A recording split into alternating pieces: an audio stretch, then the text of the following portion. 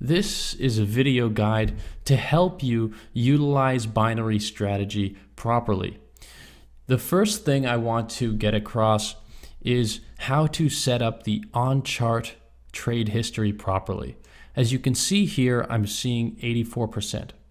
In order to get the right trade history on the chart, you want to right-click on the chart, go to Indicators list, then click on Binary Strategy and click Edit. Within binary strategy, if you want to see more history, you just have to increase the max history bars. By default, this number is 100. You'll see at 100, you won't see many trades because it's only looking at the last 100 bars. Now, if you right click on the chart and go to Indicators list and then click Binary Strategy and Edit, you will be able to increase the max history bars to 10,000 or 100,000, whatever amount of bars you want to look at. At some point, the MetaTrader history just isn't going to be there. So for the most part, you're only going to be able to look at a few thousand bars. Now, the second thing we want to change is the expire bar. By default, the expire bar is 5. Now, if I set the expire bar to 5 and I press OK, you can see here that the software doesn't perform very well. It's 66%. But that's because it's using 5 bars, which means it's actually 1 hour and 15 minutes later instead of just 15 minutes later. But this is a 15-minute strategy. So obviously, we want to right-click on the chart, go to Indicators list, click Binary Strategy, Edit, and then change expire bar to 1. Once you've done this, you hit OK. You will then see 84%. You will see a much better winning percentage.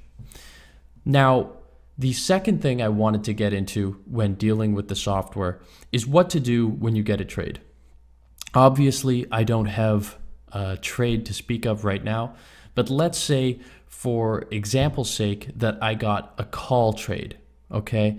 Now, if I got a call trade right now for the euro US dollar, that means the signal is telling me that the market is going up. The first thing I would do is look at the trade assistant right here on the screen. The trade assistant is saying buy, buy, buy, which essentially means call in binary options. Put is down, buy is call.